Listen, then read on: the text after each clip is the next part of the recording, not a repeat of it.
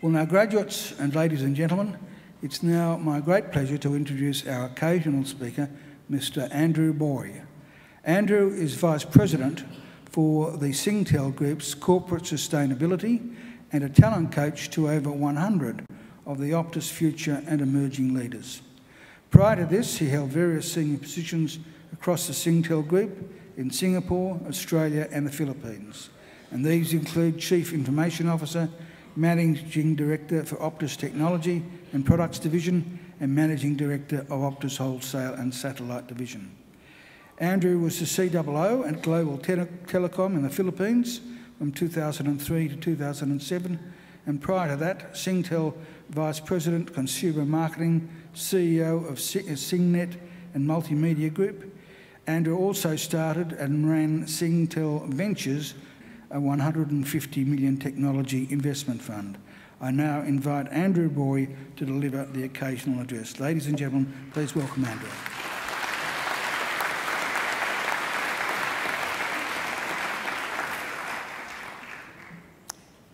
Very good evening, Chancellor, members of the faculty, staff, special guests, the graduates, your families and friends. Thank you for having me here tonight. I'm indeed very honored and humbled. I'm a person who values significantly continuous learning and higher education, especially because I started life off as a high school dropout. And in Singapore, where education holds such a high emphasis in terms of from community and society and business in terms of one's success and potential, being a school dropout was indeed one of the most confronting, challenging times very early on in my life. And being from a family who didn't have the financial means to pursue further education, in many cases overseas or as a private student in a private school, I did what was naturally right. I became what I call an independent student to sit for my HSC equivalent as a private candidate, not attached to any school. And for the year that followed after being kicked out of school, actually, I was blending in and out of my school without having paid school fees, using the library, reading and learning everything and anything that was of interest to me. I discovered I actually learned very differently, which was one of the reasons why I probably didn't do well and got kicked out of school in the first place. I shared my new knowledge with my ex-classmates, and they in turn shared with me their lecture notes and their tutorial notes. The following year, I actually went on to sit for my HSC equivalent exams and did really well, 5 A's. If the school had kept me, I would actually have been one of the top students. A few years later, fortunate, I managed to get into the National University of Singapore and graduated with a Bachelor of Arts, first class honours degree. Joined Singtel, had a very successful, rapid career in the first 5 years, and the company was kind enough to sponsor me for a postgraduate scholarship program, and that's where I obtained my Master's in Science and Management from the Stanford University. It's quite interesting that today is the first formal occasion I'm actually speaking about having a master's or a postgraduate degree. You know, I soon found that a postgraduate degree can actually be irrelevant after tonight is over.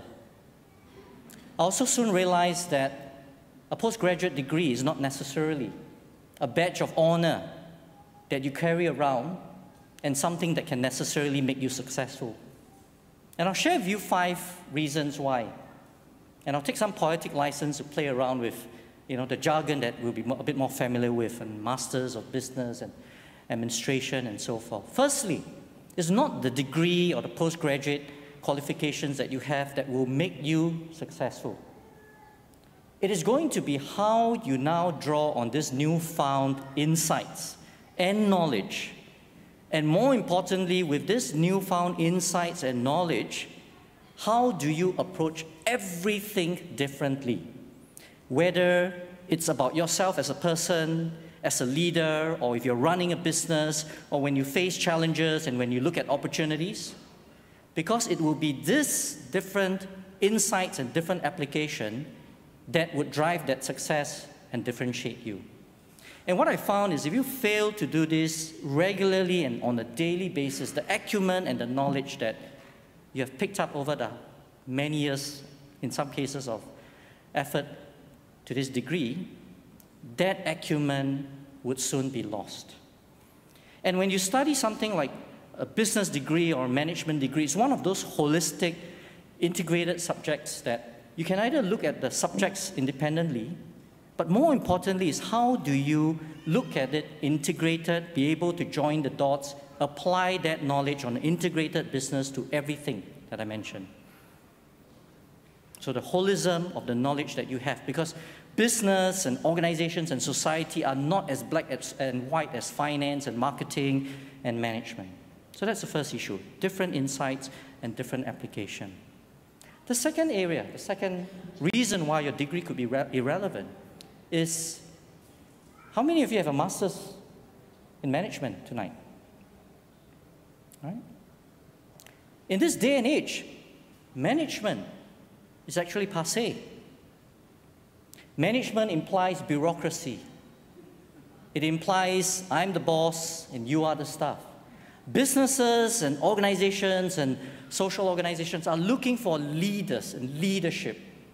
And again, it's that combined knowledge that you've got from your program, from your degree, and how you combine that, and how you are as a leader that would differentiate you and make you successful. Because leaders drive vision, they drive strategy, they motivate, they inspire, they develop people, they know how to bring people along the journey. Management is sometimes just keeping the status quo. A third reason, how many of you here have a master's in business administration? Starting to feel a bit cautious, right? Business administration, the title you have does no justice to the knowledge that you have. You're not there, we don't hire people to administer the business. Administration applies keeping the status quo, keeping things as they were in the way you've inherited it as a leader. Administration says that you don't take risks, you don't challenge. Business is not looking for administration. It is looking for leaders who can transform. So again, as you take your newfound knowledge and insights, what would you do as a leader to drive change, transformation in this day and age of dynamism and complexity in everything that we are involved in business and different sectors? How do you drive your organizations, your people to adapt, to be agile, to innovate, to disrupt? That is what, again, will make you or your business successful, not administering the business. Fourth, master sounds like a nice title. But mastery implies that we know we are experts. We have mastered everything there is to know. And what I found is that the higher you are educated, the more successful you are, the more you are a master at something, your success would actually come from a deeper sense of humility, of vulnerability, of authenticity. It's only through that beginner's mentality, today is not the end, it's only the beginning of constant learning, of constant acquisition of new knowledge. And what I've also found is, if you're a master and people are servants, no one teaches you new knowledge. They assume you know, they assume you are the expert. And through my journey, I've always found through humility, through being as vulnerable in all our weaknesses and all our failure, people teach me, they guide me, they support me. And again, in this day and age when no one can know every bit of information for you to be successful in any complex business or organization, that shared knowledge and that wealth of collective knowledge that can only come from humble leadership makes all that difference. Fifth, last but not least, is business and management only for your success in your postgraduate degree? Is that only for your success?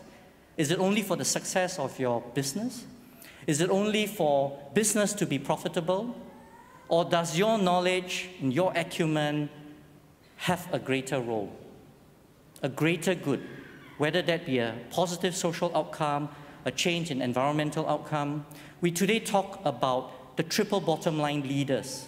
We no longer talk about the leader who is a leader in the business, but a person who can lead for positive social, environmental outcomes to create shared value.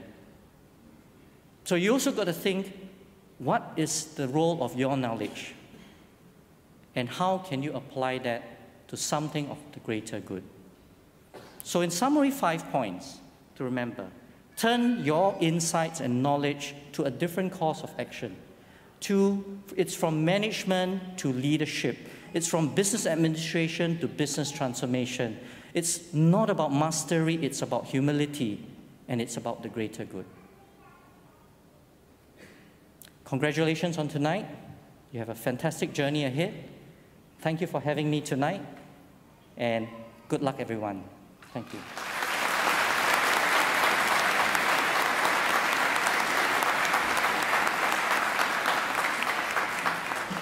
Well, graduates and ladies and gentlemen, I'm sure you'll agree that was an outstanding address, and I thank Andrew for it. It was certainly a challenging address, but there was lots of good advice there, and of course he's right. The very fact that you have another piece of paper really means nothing unless you use the insights that you have gained in obtaining that piece of paper well. And that really is not automatic, so it doesn't necessarily mean that you're going to be a huge success in the world or make a difference in the world. That's really up to how you apply the insights and knowledge that you have acquired. I think Andrew's done very well for someone who was a high school dropout. And by the way, he's one of our neighbours. Optus is just across the road here at Ryde. And Andrew's master's degree comes from Stanford University. And Stanford was the model that was set for Macquarie when it was established just over 50 years ago. The government of New South Wales determined that Macquarie was going to be the Stanford of the Southern Hemisphere. In other words, a university of engagement with business and commerce. And for a long time, I think we failed to live up to that mission. But in recent years, we have tried to get back on track. I think Andrew deserves another great round of applause.